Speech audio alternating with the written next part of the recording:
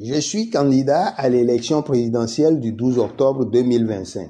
Ainsi s'exprimait Paul Biya à travers une publication via son compte sur le réseau social X. Et le chef d'État camerounais de poursuivre. Soyez assurés que ma détermination à vous servir est à la mesure de l'acuité des défis auxquels nous sommes confrontés.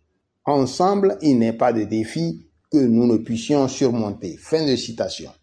Ainsi, à 92 ans, Paul Biya, le chef d'État le plus âgé du monde, brigue un 8e mandat. Il est déterminé à servir, prêt à surmonter tous les défis.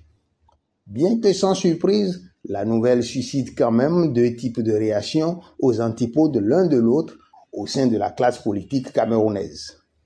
D'une part, ceux qui, comme la plupart de ses amis politiques de son parti, le RDPC, estiment que l'homme est le candidat naturel du groupe, et d'autre part, ceux qui, notamment l'opposition, pensent qu'il est temps de tourner la page.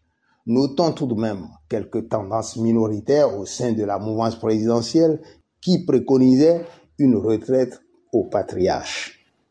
Pour notre part, nous évoquerons quelques éléments factuels qui éveillent notre stupéfaction et suscitent des interrogations légitimes. La longévité au pouvoir du président Biya l'amène à évoluer dans un écosystème où le doyen des chefs d'État du continent et du monde cohabite avec très peu de gens de sa génération. À titre d'exemple, son homologue du Sénégal, Bassirou Diomaye Faye, avait juste 2 ans au moment où Paul Biya prenait les commandes du Cameroun en 1982. En cette année-là, l'actuel président du Burkina Faso, Ibrahim Traoré, n'était même pas encore né. Lui qui ne verra le jour que 6 ans plus tard. Des exemples identiques existent à profusion au Cameroun, au sein d'une population majoritairement jeune et dont le destin est conduit par une génération presque minoritaire.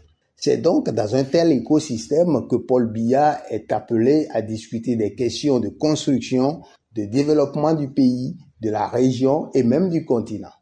Disons-nous la vérité, quelle que soit sa sagesse, après plus de 4 décennies au pouvoir, il n'est plus à même de faire face aux enjeux du moment.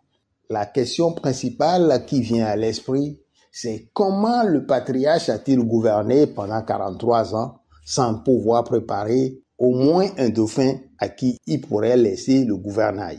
Aussi, comment le RDPC a-t-il fonctionné depuis toujours sans pouvoir dégager un vice-leader naturel qui s'impose. Entre-temps, Paul Biya avait déclaré « Le moment venu, je vous dirai si je continue ou si je rentre au village ». C'est donc clair désormais, le vieux a décidé de continuer. Et l'on est tenté de croire que les collaborateurs du président, ses amis politiques et autres courtisans préfèrent cet immobilisme ambiant qui protège leurs intérêts personnels. Ce qui explique certainement les appels et suscitations des candidatures organisées à grand renfort de publicité. Toutefois, une chose est sûre désormais, la mouvance présidentielle a déjà son candidat. L'inconnu à présent se situe au niveau de l'opposition. Aura-t-elle un ou deux candidats consensuels autour desquels elle saura mutualiser ses forces ou bien évoluera-t-elle en rang dispersé face à son adversaire habituel?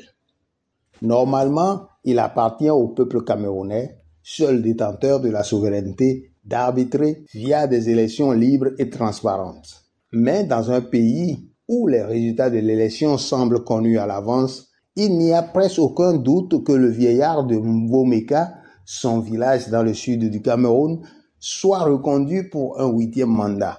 Un septennat, précisons-le. Mais serait-il au pouvoir jusqu'à la fin de ce mandat, c'est-à-dire jusqu'à son 100e anniversaire? Que Dieu lui prête longue vie. Merci pour l'attention.